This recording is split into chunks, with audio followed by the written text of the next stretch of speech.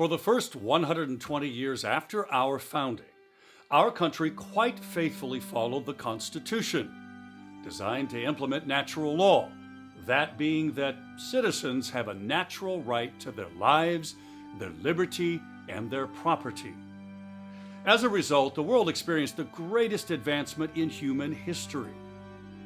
Then, we started deviating from the Constitution, and the world regressed with 2 world wars and with regimes that killed millions of people. So what happened? The answer in a word is Darwinism. After his book on the origin of the species, it to some gave an explanation for our existence that did not include God. Therefore, man was just another animal, albeit the most advanced.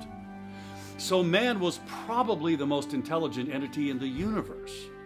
And the concept of natural law came to mean the survival of the fittest instead of right to life, liberty, and property.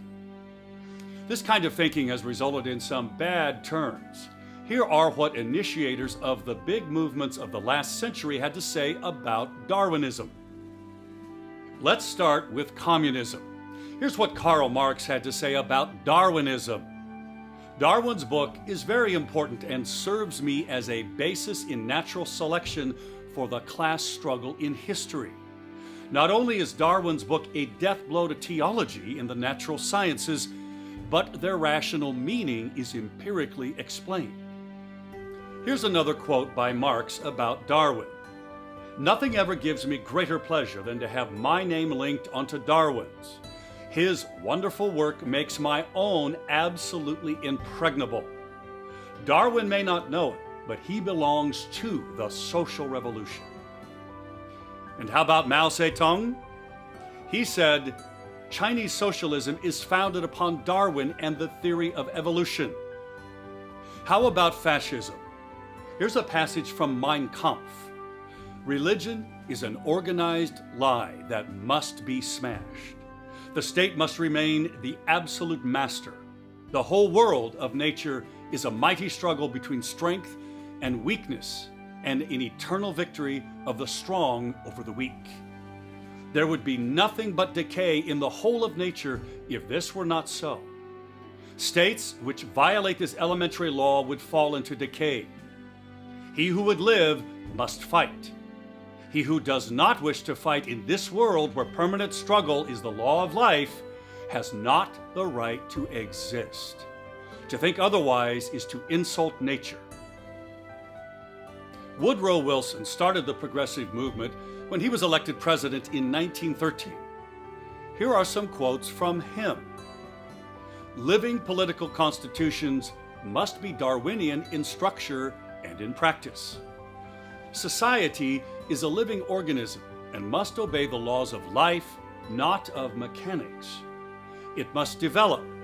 All the progressives ask or desire is permission in an era when evolution is the scientific word to interpret the Constitution according to the Darwinian principle." No doubt, a great deal of nonsense has been talked about the inalienable rights of the individual, and a great deal that was mere vague sentiment and passing speculation has been put forward as fundamental principle. We are a democracy where the majority are the masters.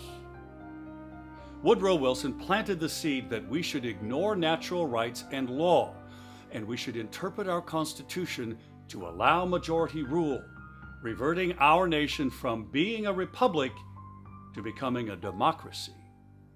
This is a step backwards from our founders' ideals, as they designed our republic to solve the problems of a democracy, that being majority rule. Since Wilson's time, we have ceased teaching our founding principles, and we've marched steadily towards democracy. 2/3 of federal spending in 2012 was on things that are in violation of the Constitution based on the founders' intent. So, by this measure, we are now 2/3 democracy and 1/3 republic.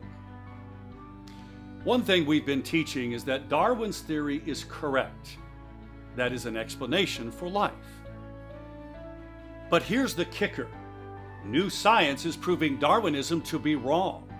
New discoveries in the fields of paleontology and biology show that life is much more complicated than originally thought, that natural causes do not have the ability to create beginning life, that fossil records do not support Darwin's theory, and that evolution provides the ability for species to adapt to the environment, but not the ability to create new species.